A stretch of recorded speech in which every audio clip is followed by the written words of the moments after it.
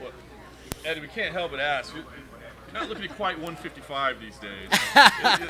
You're looking pretty big right now, man. Do you know what you're walking around at? And is it going to be? I mean, are you packing on muscle right now? No, so it's hydrated weigh-ins. So you guys are used to seeing me kind of thinned out, but we're 5 weeks away from a fight. This is kind of normally what I look like walking around. You guys are used to seeing me the week of the fight, where I'm cutting water and doing all that. So no, this is my normal. It's my normal walk around. You know, I'm a meaty dude, and when I'm walking around, I can get as high as 191, something like that. But right now, in the mornings, about 78, 79. What's the experience been like for you? I know you haven't actually competed yet, but you've certainly been a part of this organization quite a bit already. So what's the experience been like for you? I have, and I've already went over and visited twice. I went to the Singapore live show. I went to I visited Tokyo, and that was a huge homecoming and welcoming because I fought in Tokyo in 2006. 2006, damn. So I fought in this arena that we're about to fight in for the Grand Prix. I fought there 13 years ago, my first time I ever been to Tokyo.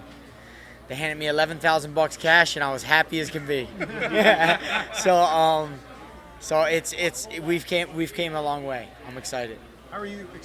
What's the excitement level of potentially fighting Shinya Aoki again? Because you guys have a rivalry, obviously dating back to Dream. It is. I have trouble talking about that because I personally don't feel like he's gonna win against Edward Fulliong. I think it's a good style matchup for Edward, and he's already beaten him. So I don't want to speak about someone who is not going to be champion, or I don't feel is going to be champion. So if he's champion, then we can talk. But for right now, he's just a contender, and I want to keep my eye on Timothy, my next opponent, and not on contenders. My eyes on the belt. Fought for other brands before, but I wonder, when you say you fight for the UFC, like that's the big brand, everybody knows it. When you say you fight for Bellator, when you say you fight for one championship, you might have to explain it a little bit. Is that tough or frustrating for you, a guy with your experience level, to maybe have to explain to people where you're at? No, because this has been my journey throughout the whole thing. I'm a guy who fought for Dream. Dream wasn't the most popular place. I fought for Bellator. Wasn't the most popular place when I started there. I was never concerned about the stage that I fought on. I just wanted to put on good fights and have whatever fans, my hardcore fans who understood fighting, that they knew I dumped my heart and soul into it, that they would follow me no matter what stage. Didn't matter what the three letters were. If I was fighting on a stage, that they would tune in and watch me. So I don't expect any different of behavior me going to one championship. A real fan of fighting will follow a fighter anywhere, and I believe that, and we've already proven it. How many fighters have reached out to you just seeing the moves you've made, especially with the timing of what's happening in the lightweight division of the UFC? Not just me, but to one championship alone, hundreds. You guys are gonna. I'm not, and I don't want to sound like, he joined one and now he's about one. It's not about that. There's a serious shift going on, and no one's allowed to talk about this shift. And let's keep it quiet. And hey, what do you think I can get here, and how much you think I can get? There's a shift. There's a serious shift going on in MMA. People are starting to understand that the money is being shared a little bit better than what it's always been, and that in order to do that, you got to test free agency. You got to have a little bit of courage, and if you do that, you'll be rewarded. And guys are doing it now more than ever. Is it a money thing, or is it the fact that the UFC are perhaps, it's becoming the entertainment era, right? There's interim belts all the time. There's sort of super fights all the time. Is it that that's upsetting fighters, do you think, or is it just a money situation? I honestly think it's a little bit of both, right? I'm embedded in the underground and the fans, right? What do I hear about fans? Hey, I don't know anybody on this card. This card's coming up. I have no one. I have no emotional interest in this next card. I don't care who's on it. I'm not watching it. That's not good. It's not good. I'm a fan of fighting. I watch the UFC. I watch Bellator. I watch everything. I hear what people are saying, And when I went to Singapore, I sincerely seen something special. It felt like when I first watched Pride. And I went, holy shit, this feels right. This feels like the production feels right. The beat of the drum throughout the whole single fight, boom, boom. It's It's something special, and you're not going to be able to experience unless you take the trip there live, or when they come here, you'll understand what I'm talking about. We're in the Phillies hat. I got to ask Bryce Harper. Huge deal, huh? Do you think it's too much, a little restrictive, if you're the Phillies? No such thing as too much for an athlete. You're never going to hear me saying athletes getting too much money. You're not going to hear that out of my mouth. What's the biggest incentive besides, the monetary compensation? Because that's a lot of travel. That's a rigorous schedule. What's the what? I'm sorry. The biggest incentive besides, that they're paid.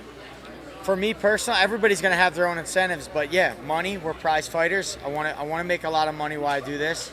I've taken a lot of beatings. I've been in a number of fights, and I already feel I'm an advocate for fighters. I already feel like we're all severely underpaid. So everybody needs to get paid more, and every promoter needs to share more. People are making billions now. It's not the same. Shouldn't be win and show, and here's your 10 and 10, and it's bullshit. You're making billions. You have to share. Not only that, my incentive personally is I've had the Bellator title a number of times, a couple times. I've went to the UFC. People told me, hey, you can't make it on the big show, or you can't beat these guys. Proven. It's not about being popular. It's about being a good fighter. Neither one have anything to do with each other. You could be popular, but the best fighters in the world are unknown. They're in the jungles of Brazil. They're in the foothills of Dagestan. You don't know them. I've been in gyms where I got my ass whooped by these guys.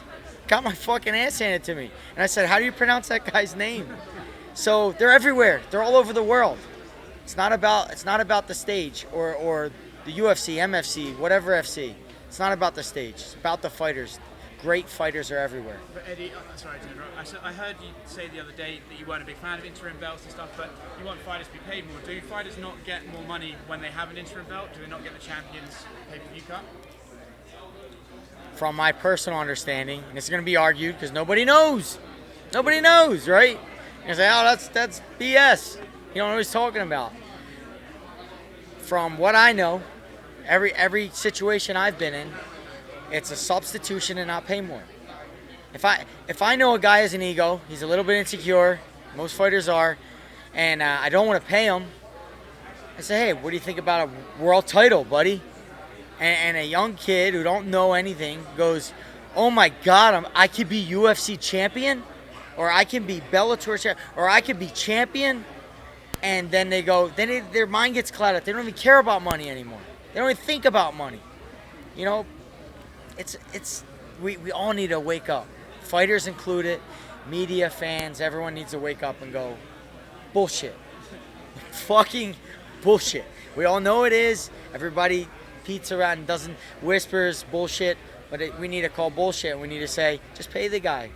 Just pay him money. Do something for him besides a ranking, besides a belt that you're going to strip him of in 2 months. Do something for him monetarily, besides all these other things that equal no value. When you see Tony Ferguson turning down, Thank you. when you see Tony Ferguson turning down interim title fights, then we don't know the reason why, but he apparently wasn't interested in it. Tony Ferguson, could you imagine? Could you imagine? That's the saddest story. Hey, you got an interim belt. Hey, you want another interim shot? Are you kidding me? Are you guys kidding me? No one's talking about this. 2 interim shots without a real title? It's an absolute joke. It's a joke. It's gone too far, and something needs to be said. And I'm glad for Tony. What'd he do? He flipped the bird and said, "Not happening. I want the real belt," and he deserves it. He deserves a shot. So it's good that fighters are speaking up now and saying things. Thanks, Ed.